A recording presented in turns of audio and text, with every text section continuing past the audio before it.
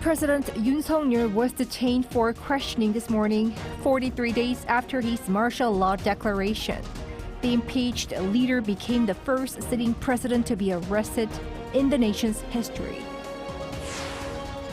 Questioning is underway at the CIO office located south of Seoul.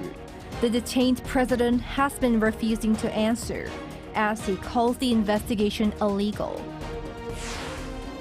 Employment in 2024 rose by less than half the size of its growth the previous year, reflecting a slowdown in wholesale, retail, and manufacturing sectors. It's January 15th, 8 p.m. in Seoul. This is Newscenter. Thank you for joining us. I'm Yoon Min. It was a scene that has not happened here in this country until this day. The sitting president was arrested and taken in for questioning after an hours-long standoff that started early in the morning. During the event, there was no clash. Our Byungs begins our coverage. At around 10:30 a.m., President Yoon was arrested at his presidential residence in central Seoul, marking a historic moment in South Korea's political landscape. He was arrested after a 7-hour standoff, with the operation to arrest him beginning in the early morning hours of Wednesday at around 3:20 a.m. This came 43 days after Yoon's short-lived imposition of martial law on December 3rd, making him the first sitting president to become arrested in South Korea's history. This was the second time that the anti-corruption investigators tried to arrest President Yoon, but unlike the first arrest attempt 2 weeks ago, Wednesday's attempt succeeded without any physical encounters. It was carried out rather peacefully, as the presidential bodyguards showed almost no resistance. Investigators passed through defense lines in the residence by using ladders to go over the buses that were parked as barricades, and the team managed to secure entry without any major incidents. But the 64-year-old leader, who has repeatedly said his arrest warrant is not legally valid, did not admit that he was arrested. Rather, he said in a video message on Wednesday that he agreed to cooperate with anti-corruption authorities to prevent bloodshed, adding that the rule of law has completely collapsed after his detention. 불미스러운 유혈 사태를 막기 위해서 일단 불법 수사이긴 하지만 공수처 출석에 응하기로 했습니다. On social media, he posted another defiant message, a handwritten letter, insisting once again that the imposition of martial law is not a crime, and that it's only an exercise of presidential authority to overcome a national crisis. And throughout Wednesday, thousands of Koreans protested for and against the president. Angry supporters of President Yoon rallied overnight, holding up signs that said they would fight with the president. Around 30 of them even laid down on the roads, and some were seen crying.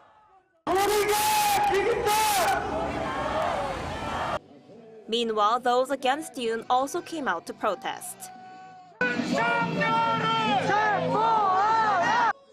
After the impeached leader was arrested, anti-Yoon protesters cheered, while Yoon supporters were seen crying and wailing.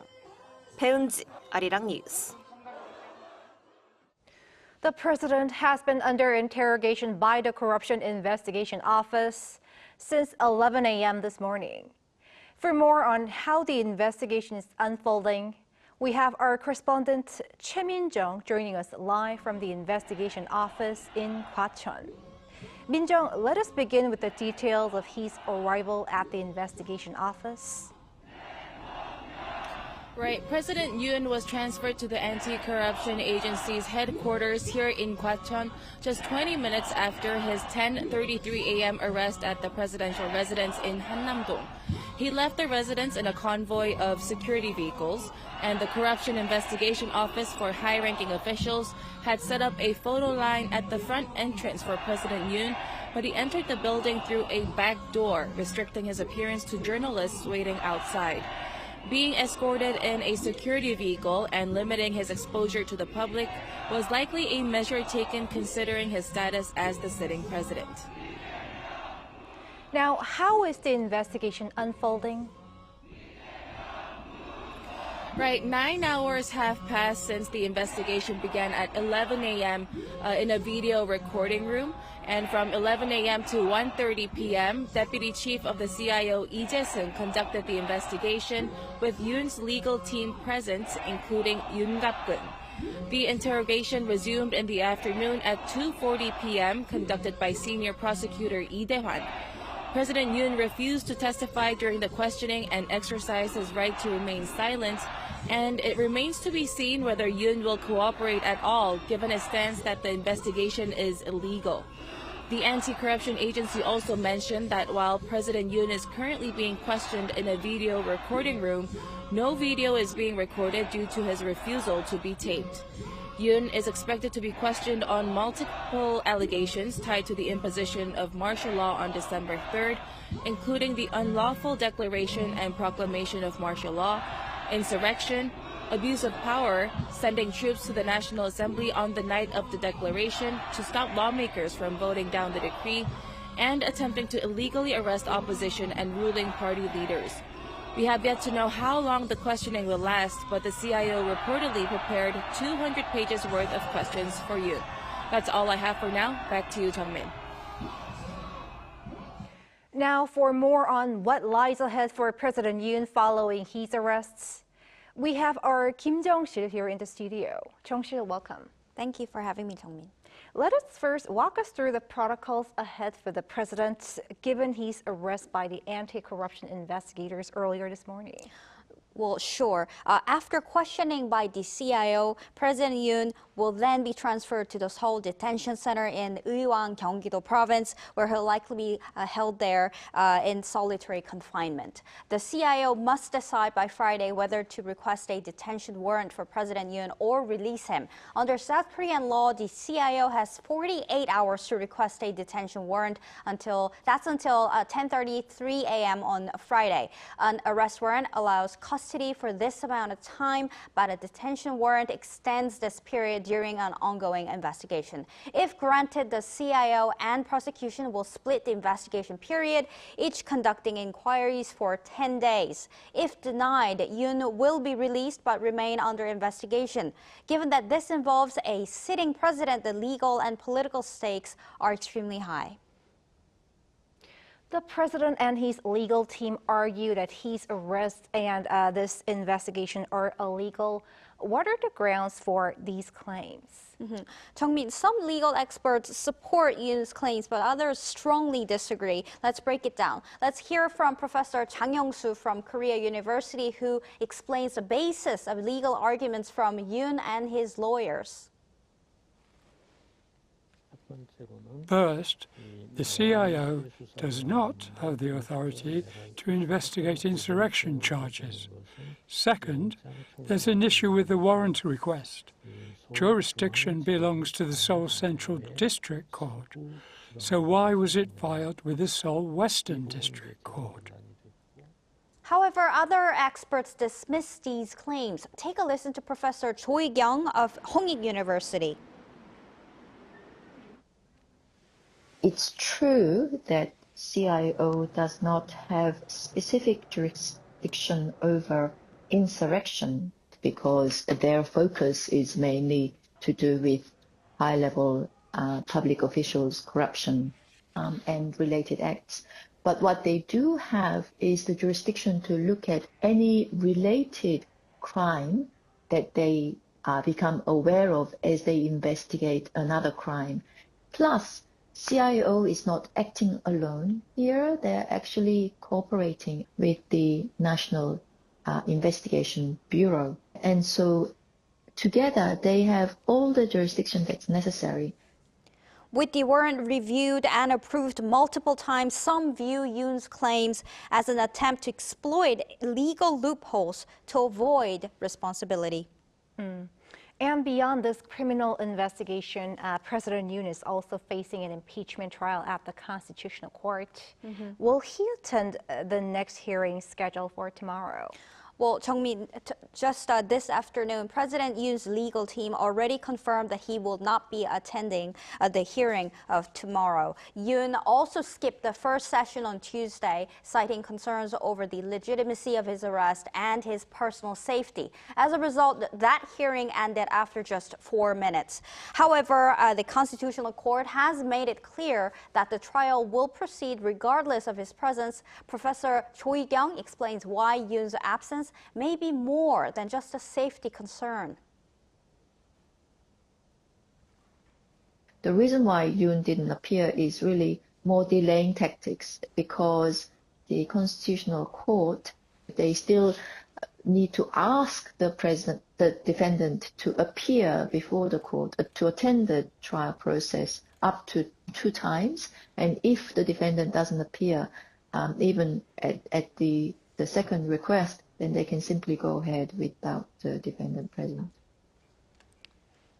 Finally, Chung-shi, what is the fate of the president's security team who stood their ground during the first arrest attempt earlier this month? Chung-mi, the police are now focusing on high-ranking members of the Presidential Security Service who blocked the first attempt to arrest President Yoon. While some have cooperated, others continue to resist. So far, 55 individuals from various government, military, and security agencies have been charged with key suspects, such as former Defense Minister Kim Yong-hyun and former Defense Intelligence Commander No Sang-won, already handed over to the prosecution. Ultimately, how the police handle this high-stakes investigation will shape the outcome of this unprecedented legal battle.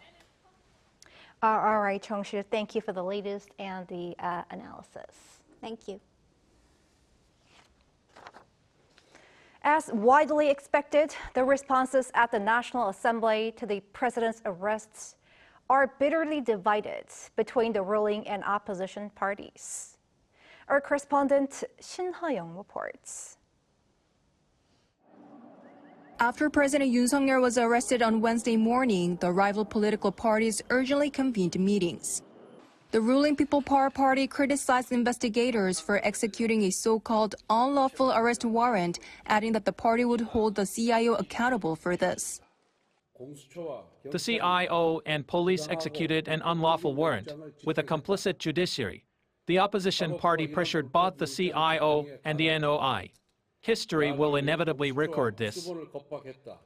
Floor leader Kwon Sung-dong stated that it was embarrassing for the public and damaged the country's dignity. Regarding the citizen who was injured during the CIO's execution of the warrant, Kwon said the party would hold both the CIO and the National Office of Investigation responsible. The PPP filed a complaint with the Seoul Central District Prosecutor's Office against Oh Dong-un, head of the CIO, and NOI chief Woo Jong-soo for abuse of power and unlawful arrest and detention. Ahead of Yoon's arrest, some PPP lawmakers gathered outside the presidential residence, and it was later confirmed that a few met with President Yoon inside. According to attendees, Yoon expressed doubts about continuing the remaining 2.5 years of his term, questioning its purpose under the current circumstances. He noted that whether he stayed at the residence or in custody, his freedom of movement would still be restricted and suggested that the latter might be the better option. However, the main opposition Democratic Party welcomed the arrest, saying that this marked the first step to restoring the constitutional order and democracy and upholding the rule of law.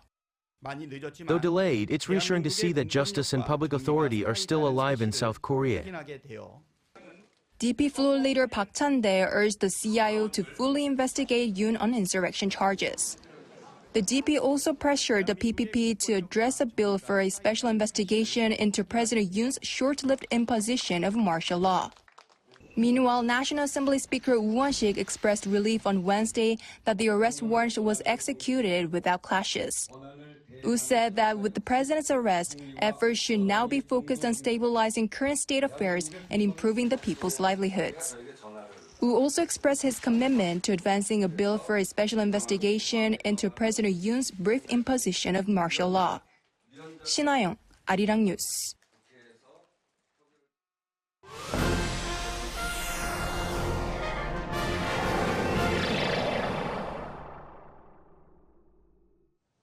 Employment here in Korea in 2024 rose by less than half the size of its growth in 2023. Our correspondent Moon Hae-ryun tells us why. South Korea's job market saw a sharp decline in growth last year, with December marking the first employment figure decrease in more than 3 years amid political instability in the country.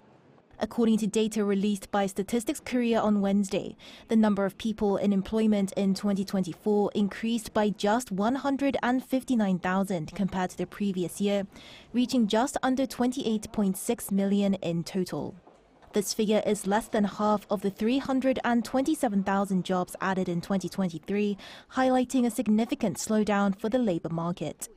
It also marks the smallest annual increase in employment since 2020, when the COVID-19 pandemic led to job losses.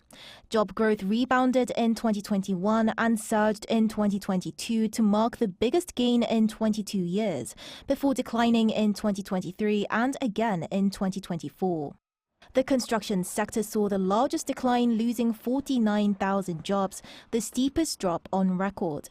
Employment in wholesale and retail, as well as in manufacturing, also decreased. By age, employment growth was concentrated among older workers in 2024, with 266,000 jobs added for those aged 60 and above. Meanwhile, the number of employed people in their 20s and 40s fell sharply. In December alone, the number of those in employment fell by 52,000, which marked the first decline in more than 3 years. A spokesperson from the agency commented on whether these figures are reflective of weakened consumer demand due to the political instability following the December 3rd martial law declaration. It can be said that sectors like wholesale and retail, transportation and warehousing, and accommodation and food services may have been influenced to some extent by psychological factors, showing a slowdown in these industries. With these latest figures, the government pledged to actively support the recovery of domestic demand and job creation through rapid execution of livelihood and economic support projects, including job initiatives in the first half of the year. This came during a ministerial economic meeting headed by the country's finance minister on Wednesday, who went on to further urge all ministries to act as dedicated employment departments and prepare tailored job support measures for vulnerable citizens. Despite the slowdown, South Korea's employment rate for those aged 15 and older reached 62.7%, the highest since records began. Moon Hae-ryun, Arirang News. The incoming Trump administration's defense chief nominee, Pete Hegseth, has called North Korea a nuclear power. Washington has refrained from this phrase amid concerns that it legitimizes the regime's illicit weapons program. Lee Eun-hee tells us more. U.S. President-elect Donald Trump's nominee for U.S. Defense Secretary Pete Hegseth described North Korea as a threat to global stability, calling it a nuclear power. Hegseth made the comments in reply to advanced policy questions submitted to the Senate Armed Services Committee ahead of his confirmation hearing for the role of 29th Secretary of Defense. Hegseth wrote that North Korea's nuclear weapons, missile development, and growing cyber capabilities threaten stability in the Korean Peninsula, the Indo-Pacific, and globally. He added that the threat is especially concerning due to North Korea's proximity to U.S. allies hosting American troops, and if confirmed, he will request both classified and unclassified briefings on the DPRK threat. His use of nuclear power differs from the term nuclear weapon state under international law, as it includes countries with nuclear weapons that are not officially recognized as countries with nuclear weapons. With him potentially running the U.S. Department of Defense, overseeing over 3 million people and a budget of nearly $900 billion, Hegseth's remarks signal a clear recognition of the threat posed by North Korea's nuclear capabilities. He also said he plans to reassess the readiness of U.S. military forces globally and ensure adequate funding to strengthen U.S. posture and deterrence in the Indo-Pacific. This suggests the Trump administration may seek higher defense contributions from South Korea for U.S. forces stationed in the country. Regarding China's military threat, Hegseth emphasized the need for greater global burden sharing, along with increased investment in the U.S. defense industrial base. Hegseth emphasized that strong alliances require mutual responsibility and cannot be one-sided, noting that the U.S. will push for increased defense spending and burden sharing from allies.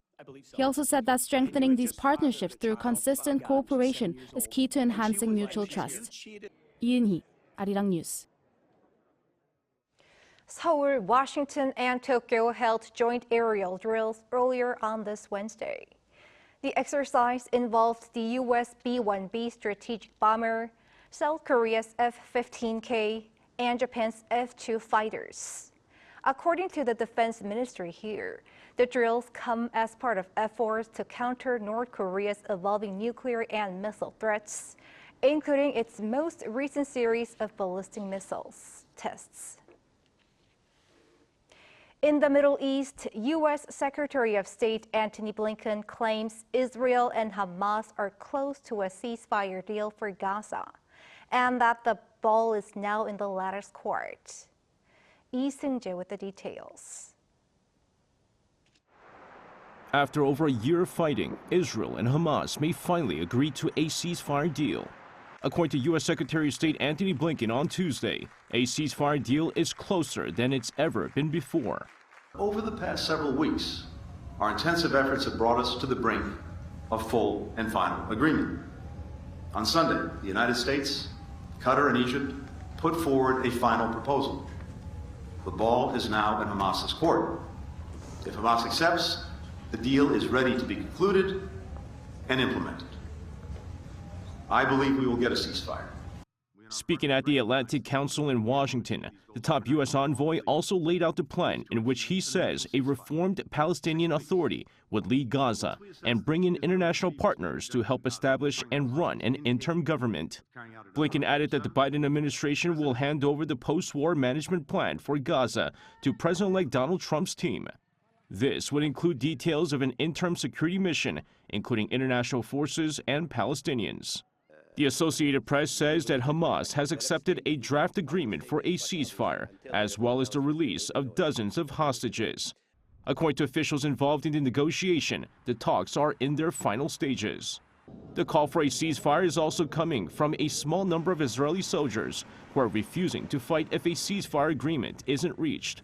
Some 200 soldiers signed a letter vowing to stop fighting if the Israeli government didn't secure a ceasefire. The troops say they want others to come forward. Speaking to the Associated Press, a number of soldiers said the declaration comes as Palestinians were indiscriminately killed during the 15-month-long conflict, with many soldiers being ordered to burn or destroy homes that posed no threat. Meanwhile, on Tuesday night, thousands gathered at Tel Aviv's Hostages Square, a public plaza located in front of the Tel Aviv Museum of Art, where families of the hostages taken during the October 7, 2023 attack have made camp.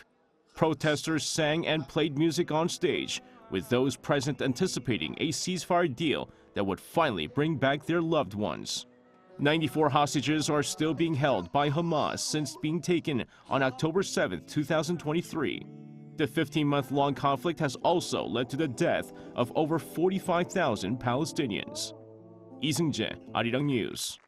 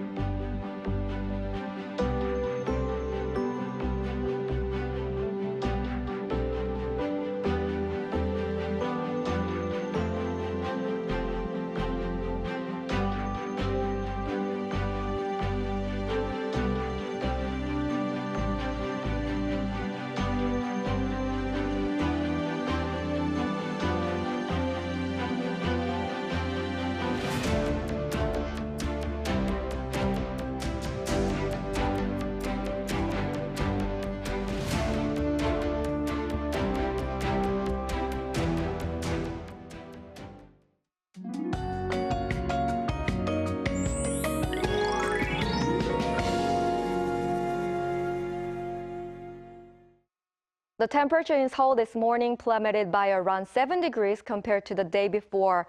With a cold wind, the feels-like temperatures also dropped to -11 degrees Celsius this morning. Tomorrow morning, Seoul will be at -5 degrees Celsius, very similar to today. Tomorrow, snow is also forecast, mainly for western regions, including Seoul. Meanwhile, the atmosphere remains extremely dry along the east coast. Please be careful not to cause any fires. Tomorrow, Seoul and Daejeon will start off at -5 degrees, Chuncheon -12. Daily highs will move up to 5 degrees in Seoul, Daegu and Busan 7 degrees. Until the second half of the week, typical winter cold will continue. That's all for Korea. Here are the weather conditions around the world.